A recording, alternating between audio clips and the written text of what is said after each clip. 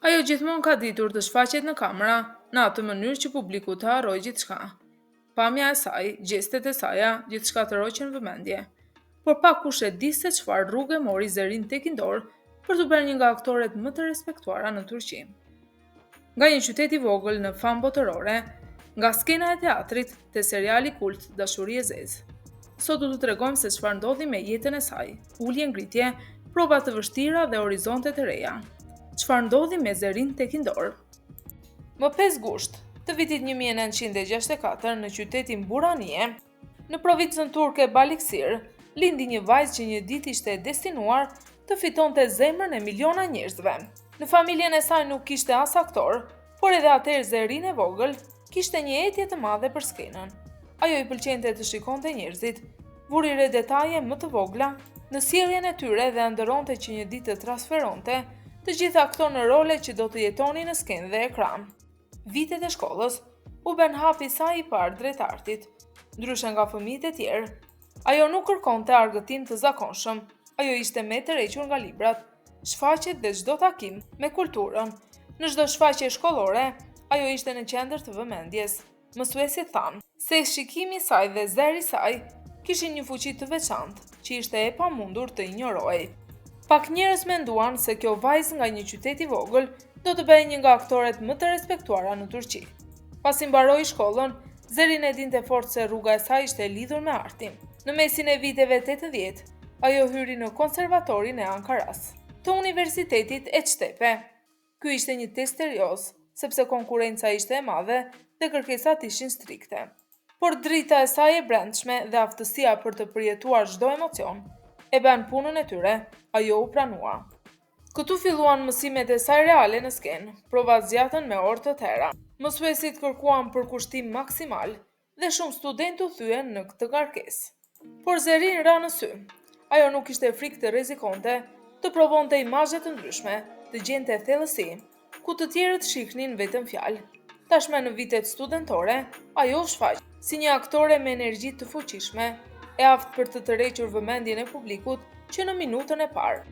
Pas diplomimit, ajo u pranua në teatrin shtetëror të Adanas dhe më vonë u transferua në teatrin e Ankaras. Ishte atje që talenti i saj filloi të forcohej, sikur ishte kalitur nga zjarri. Ajo doli përsëri në skenë, duke përmirësuar aftësitë e saj dhe duke mësuar të menaxhojë jo vetëm rolin, por edhe zemrat e publikut. Çdo performancë u bë sfidë për të. Ishte një periudhë që e bëri atë që sot quhet një legjendë. Në kohën kur shumë aktorë fokusoheshin vetëm tek skena, Zerrin kërkonte më shumë nga vetja. Në fillim të viteve 90, ajo hyri në Universitetin Bilkent për të studiuar pikturë. Shumë u habitën se një aktore ka nevojë për një fushë dhe bojra, por për te ishte një zgjatim i teatrit. Çdo rol që luante i mbeti në shpirt dhe e transferoi në telajo. Syt, emocionet, përvojat e personazheve, e gjitha kjo mori jetë në piktura. Mësuesit e saj ishin mjeshtër të famshëm të artit modern turk, si Halil Akdeniz dhe Bedri Baykam ishin mësuesit e saj. Ata ndihmuan atë ta kthente pikturën në një gjuhë tjetër për të shprehur ndjenjat. Ekspozitat e Zerrin ishin me interes. Shikuesit pa në to të njëjtat gjëra që ndjenin edhe në teatr. Forcë, dhimbje, gëzim, tragjedi. Për të teatri dhe piktura nuk kanë ekzistuar kur veçmas. Kështu që aktoria u bë artiste dhe artisti aktore. Dy rrugë që u bashkuan në një fat. Por karriera e saj e vërtet filloi në fillim të viteve 2000. Regjisorët e televizionit dhe filmit filluan ta shikonin nga afër. Rruga drejt ekraneve ishte e hapur dhe një sukses shpërthyes e priste. Por bashkë me këto, edhe sfida të reja për të cilat ajo ishte gati. Fillimisht, ajo u shfaq në serialin kult Dashuri e ndaluar. Atje imazhi i saj, si mësuesja e pianos, u kujtua nga shikuesit për performancën e saj të rezervuar, të thellë dhe të njëjtën kohë prekse. Ky rol e bëri atë të preferuarën e publikut dhe tregoi se mund të jetë po aq e fortë, si në skenë, ashtu edhe para kamerës. Më pas erdhi seriali Veri Jug. Këtu ajo sërish t'i befasoi të gjithë, duke treguar një anë krejtësisht tjetër të talentit të saj. Karakteri i saj ishte i rrept, por publiku pa emocione të fshehura në sytë e saj. Për këtë vepër, Zerrin mori çmimin prestigjos si aktoria më e mirë në rol dytësor. Këto dy projekte u bën hapa të rëndësishëm, hapën rrugën që e gjithë bota do ta njohë më vonë emrin e saj. Por shpërthimi vërtet i popularitetit ishte ende përpara. Në vitin 2015, Zerrin Tekindor hyri në këtë projekt, që ndryshoi karrierën e saj dhe u bë një legjendë e televizionit turk, seriali Dashuri e Zezë, ku fitoi zemrat e shikuesve jo vetëm në Turqi, por edhe në mbar botën, u shikua në 10 vende.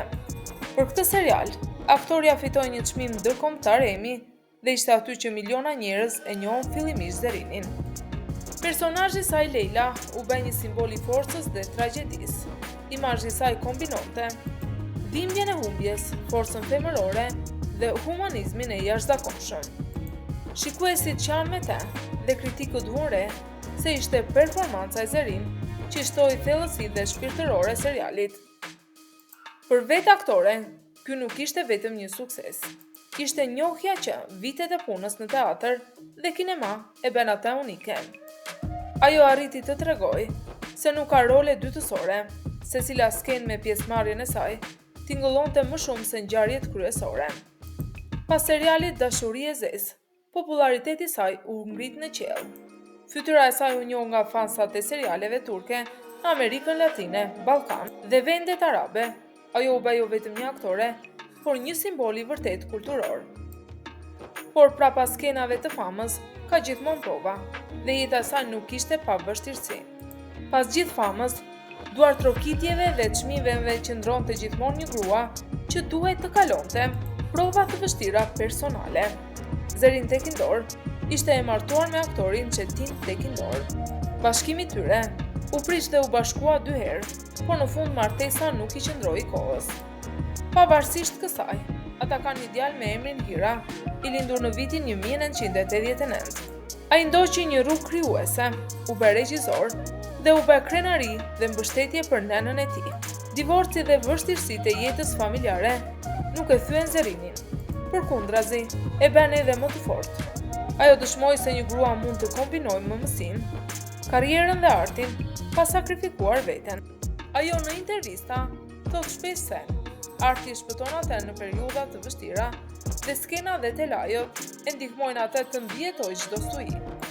Zerrin Tekindor sot vazhdon të aktrojë në seriale dhe film, duke befasuar publikun me role të reja. Ndër projektet e saj të fundit janë Zemheri, Mrekullia dhe filmi Muslimi, ku puna e saj mori vlerësime pozitive, por përveç aktrimit, ajo nuk e ka braktisur edhe pikturën.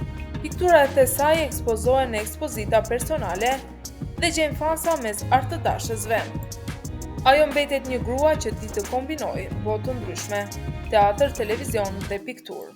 Dhe është kjo shkathësi që e bën kaq të veçantë. Sot Zerrin nuk e ndjek famën, ajo jeton për artin dhe kështu vazhdon të frymëzojë miliona. Faleminderit që ndoqët videon për aktoren e mrekullueshme Zerrin Tekindor. Na tregoni në komente cili është roli juaj i preferuar i Zerrin Tekindor.